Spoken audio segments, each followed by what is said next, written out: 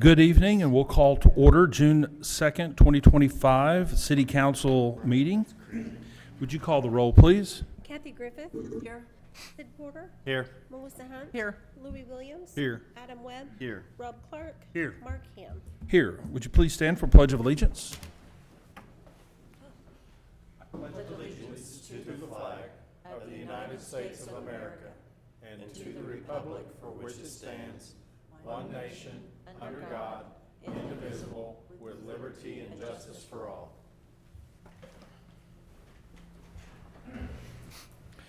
Item 2 is the consent docket. Make a motion, we approve the consent docket, items A through E. Second. We have had a motion and a second. Would you call the vote, please? Kathy Griffith. Yes. Sid Porter. Yes. Melissa Hunt. Yes. Louis Williams. Yes. Adam Webb. Yes. Rob Clark. Yes. Mark Ham. Yes, consent docket passes. At this time, we're going to recess the City Council meeting and convene a public hearing. Item 3 is review, discuss, and receive citizen input and comments regarding the fiscal year 2025-2026 budget as required by Chapter 11, Oklahoma Statute 17-208, 2023. Nobody has signed up. Is there anybody here that would like to speak pertaining to the city's upcoming budget? Seeing no one, we will move to the next item. We will recess the public hearing and reconvene the city council meeting.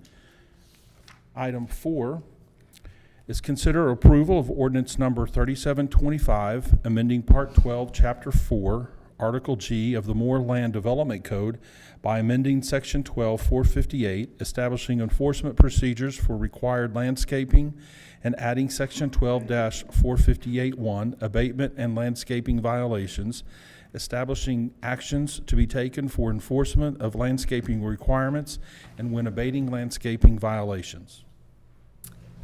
Thank you, Mayor and Council. City staff has performed landscaping inspections for all commercial properties during the week of April 14th of 2025. This would be our third inspection round that we've had since Council directed staff to begin to enforce the landscaping regulations. 260 inspections were performed. That was 11 more than during the October 2024 inspections. That was due to some new commercial projects coming online, and then there were also some that we inadvertently skipped last time, so we got them this time.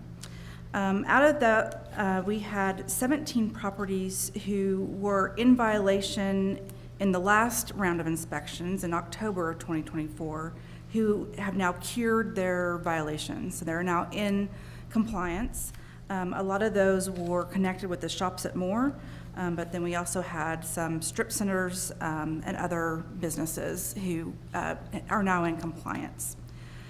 So most of the compliance that we have seen since the October 24th inspection is due to the occupancy permit process. So whenever someone comes in and asks for an occupancy permit, we will go back to our last previous inspection, make sure they are in compliance. If they aren't, we will not issue their occupancy permit until they make plans or plant the trees and shrubs. However, we still have 134 properties that are in violation as of today.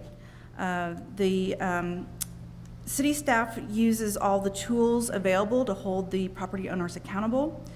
This includes enforcement actions at the building permit stage, occupancy permit stage, and also licensing stage, where they might need a state certification letter from the city. This include ABLE, alcohol letters, used car commission letters, and medical marijuana letters. But as I stated before, we still have quite a few properties that are in violation.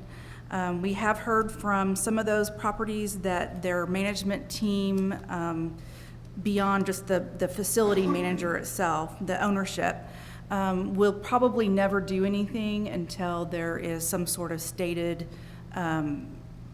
remedy or enforcement action to be taken. So to give the city city council members an option of what we can do. We have created this ordinance for landscaping violation abatements. This would be after due notice. If a property is still in violation of the landscaping regulations, this ordinance would allow the city to hire contractors to have the appropriate amount of trees and shrubs planted for them. And then we would bill the occupants or the property owners.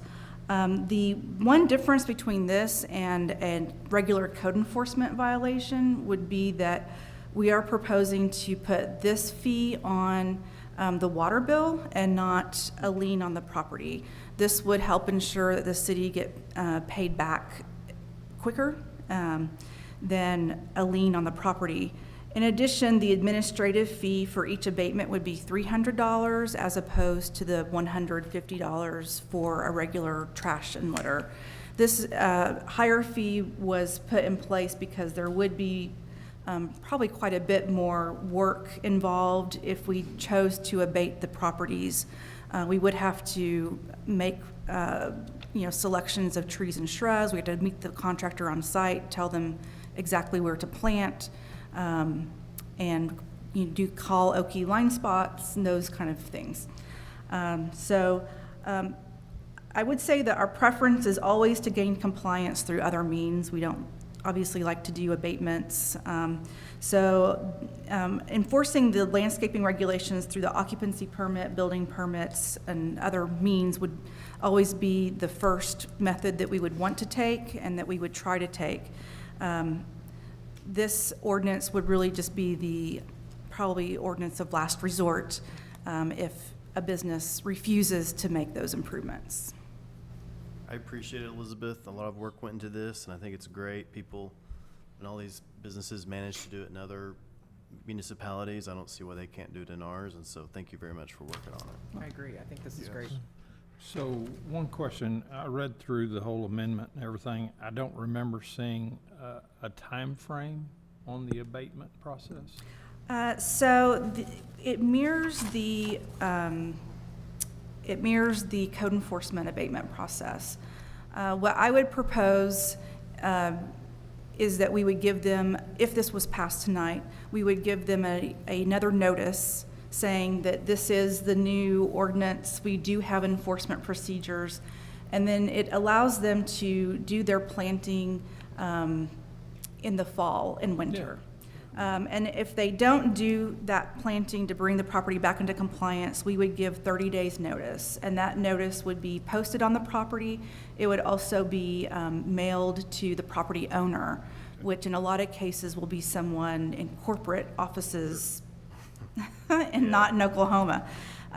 However, I do think that in some instances that would be enough to get compliance. Hopefully. I think that in some instances, the property owners who might be out of state simply either aren't aware of the problem, even though we do have sent them notices before, or they want to see what's going to happen if they don't. Yeah, it is unfortunate that sometimes that's the way some companies do business, is they're going to delay paying a bill or taking any kind of improvement actions unless they're just absolutely necessary. So I support this, and I've heard from our community that we want to have a cleaner community, and many of these businesses agreed to these asks about shrubbery and so forth. So we just want to hold them accountable to what they agreed to from the beginning. So good. Okay. I appreciate you, Elizabeth. Also, I wish we could expand it some of the residential entrances that we have with dead trees and limbs and stuff like that, but it's so nice what you're doing with the curb appeal in the city. And well, thank you very, very much for working on this. Very welcome. It's my pleasure. We just need a motion. Make a motion to approve? Yeah, second. Second. Okay, we've had the motion and the second. Would you call the vote, please? Sid Porter. Yes. Melissa Hunt. Yes. Louis Williams. Yes. Adam Webb. Yes. Rob Clark. Yes. Kathy Griffith. Yes. Mark Ham. Yes, item passes. Item 5 is consider approval of an on-call professional services agreement with ADG Blatt for architectural and project management services. Mayor and council, city staff has identified several projects that we are in need of some specialized technical and aesthetic assistance. We do have one priority project that we have been working on for almost a year now. It is the lights on the Southwest 34th Street Bridge, along with the 2020 population engraving on the walls. Okay. We have run into some issues with that project, primarily because we just don't have the knowledge, the basic knowledge of what to do, how to do it, who to call. We have reached out to ADG Blatt. We've worked with ADG in the past, had a very strong relationship with them for many years in the past. We have reached out to ADG Blatt, and they were actually identified as a resource for the bridge because of their knowledge of the lighting system that is actually being used on the bridge. Their designer of that lighting system does work with ADG Blatt now. So we did reach out to them, and we're requesting an on-call agreement to work very similar to our engineering on-call contract. So unless we have a project, they wouldn't be getting paid. When they do have a project, we would pay them an hourly rate that this agreement would approve tonight. Their first project would obviously be the bridge. They do have an estimated cost for assistance with the bridge lights and the engraving that would be under $20,000. If you have any questions, I would be happy to answer them. Is this our first on-call architecture firm that we've done? I know we do it with the engineers, but is this the first time we've done it with architects? Yes, some of our on-call contracts with engineers, they have architects on Right, staff. right. But this would be the first one specifically for architects, and frankly, the first architect that I am aware of that would be used on an on-call Okay. service. Great. I know the city of Oklahoma City has their on-call, and I think it works well for them, so Yes. I'm in favor of this. And we do have other projects that we have been thinking of. We do have some entryway signs that we would like to update and maybe get a sign package for the city for our major points of entry, just for some branding opportunities. Absolutely. I make a motion to approve. Second. And again, this is another good thing. It's just taking care of the little things. 20,000 is not a small number, but compared to the city budget, we'll be able to do a lot. We've had issues with the lighting on that bridge for a while, and then just the engraving. So it's just little stuff that people do notice, and will just help the overall appearance of our city. So this is a good thing. We've had a motion and a second. Would you call the vote, please? Melissa Hunt. Yes. Louis Williams. Yes. Adam Webb. Yes. Rob Clark. Yes. Kathy Griffith. Yes. Sid Porter. Yes. Mark Ham. Yes, item carries. Thank you. Item 6 is consider declaring 6 police fleet vehicles, more particularly described in Exhibit A, as surplus and authorized sale by auction. Mayor and Council, this is the routine surplusing of vehicles as part of our replacement process and fleet maintenance. I would like to note that we've been working closely with Director Brothel from Public Works on a plan to recoup as much money as possible for these surplus vehicles as an overall plan to lessen the financial and fiscal impact of new car purchases. So this is a first step in that trial process, but we've been doing a lot of research with them, and we think we have a good plan moving forward, so we'd recommend approval for this. Make a motion to approve? Second. Would you call the vote, please? Louis Williams. Yes. Adam Webb. Yes. Rob Clark. Yes. Kathy Griffith. Yes. Sid Porter. Yes. Melissa Hunt. Yes. Mark Ham. Yes, item passes. Item 7, consider approval of a contract with Dillon and Associates to perform the city's annual audit for FY '25 in the amount not to exceed $71,500. Mayor and council, we have retained Dillon and Associates the last several years. We've been very pleased with the service they provided in preparing our audit and single audit compliance. We would recommend approval. Okay. Make a motion to approve? Second. Would you call the vote, please? Louis Williams. Yes. Adam Webb. Yes. Rob Clark. Yes. Kathy Griffith. Yes. Sid Porter? Yes. Melissa Hunt? Yes. Mark Ham? Yes, item carries. Thank you. Item 8 is consider approval of the city manager's employment contract for FY '26. In council, this is what we have met and discussed and agreed on, and we just need your a motion and a second. Make a motion to approve? Second. Okay, we've had the motion and second. Would you call the vote, please? Adam Webb? Yes. Rob Clark? Yes. Kathy Griffith? Yes. Sid Porter? Yes. Melissa Hunt? Yes. Louis Williams? Yes. Mark Ham? Yes, item carries. Thank you, appreciate that. Yes, thank you, Brooks. Thank you. For everything you do. Thank you very much. At this time, we're going to recess the city council meeting and convene the Moore Public Works Authority meeting. Item 9 is the consent docket. Make a motion to approve items A and B? Second. Would you call the vote, please? Rob Clark? Yes. Kathy Griffith? Yes. Sid Porter? Yes. Melissa Hunt? Yes. Louis Williams? Yes. Adam Webb? Yes. Mark Ham? Yes, item carries. We'll recess the Moore Public Works Authority meeting and convene the Moore Risk Management meeting. Item 10 is the consent docket. Make a motion to approve consent docket A and B. Second. We've had the motion and second. Would you call the vote? Kathy Griffith? Yes. Sid Porter? Yes. Melissa Hunt? Yes. Louis Williams? Yes. Adam Webb? Yes. Rob Clark? Yes. Mark Ham? Yes, item carries. We will recess the Moore Risk Management meeting and reconvene the city council meeting. Item 11 is new business. No one signed up to speak. Item B is items from the city council trustees. Anyone? I just wanted to mention, I appreciate the fire department recognizing one of the retirees, Battalion Chief Moore, retired after 28 years. And thank you, Chief Marler. Your guys did a great job on the retirement for him. And hats off to Battalion Chief Moore for all that he's done for the city. We really appreciate him. Thank you very much. We do.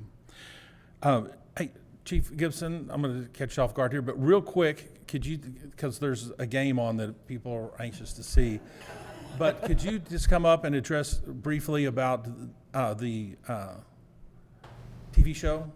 Oh, yes, And yes. how that has gone? I know it's received lots of attention in our community. Mayor, Council, the On Patrol Live is the former live PD from A&E Network. Oftentimes on our social media, Clint Biley, our public information officer, will put things out, different things that have gone on in the city. And so we made their triple play. That's their wording, not mine. We made their triple play where they saw something that we had posted, they pulled it and aired it on their show on 3 separate occasions, which prompted them to call us and ask if we would participate in this program. After, I think we started discussions with them in January. I had discussions with the manager, had discussions with Mr. Miller. They sent us a contract to look at. Mr. Miller reviewed the contract. I think the manager might have seen it as well. So we made some changes to that that we felt were more in line with what we needed. But overall, the response has been tremendously positive from the community. There's always reframing that you can do. There's going to be people that are not going to like it. There's going to be people that are going to like it. But overwhelmingly, what we have seen is it's been a very positive venture for us. Not to say that we'll keep doing it. That's yet to be seen. We have 1 episode down and 7 episodes to go. I don't see us doing it long term, but it's been an interesting experience. I think Oklahoma County Sheriff's Office is looking to come online next because Sheriff Tommy Johnson has made some appearances on their show as well. But what they talk about is they want to show the 95%. They want to show those parts in between. Of course, what sells a lot is the fast pace, excitement of policing. But they talk a lot about we want to show the spotlight the 95%. And what it meant for our executive staff and for me as well is that we police different in our community. We really embody and empower our officers to respond with our core values, one of those being humility. That's not very common in policing, as the police officers on the dais would attest to. But our officers are very humble. They truly believe in our mission of putting service before self, and how they interact with our citizens when they're in crisis, when they're in need, and how we go out and serve our community is truly unique, honestly. And I think that one of the great things you'll hopefully see if you watch the programming is the contrast of how some agencies respond to their community needs and service to their community, and how our officers respond in serving to the community, because it is totally different. Just the language that we use, how the patience that we have, and how we, to use a little simple term, we don't make mountains out of molehills, and we operate internally off a system called procedural justice. I could get all into that, but internally with our staff, and then our staff goes out, and part of that is exercising grace inside the walls of the police department with our police officers and our staff, and then they go out and they treat customers, citizens, how they're treated by leadership inside the building. And hopefully you'll see that, but that's kind of how that came across. They approached us back in January after pulling some triple plays off of the internet. All right. That's great. Thank you Thanks, very Tom. much.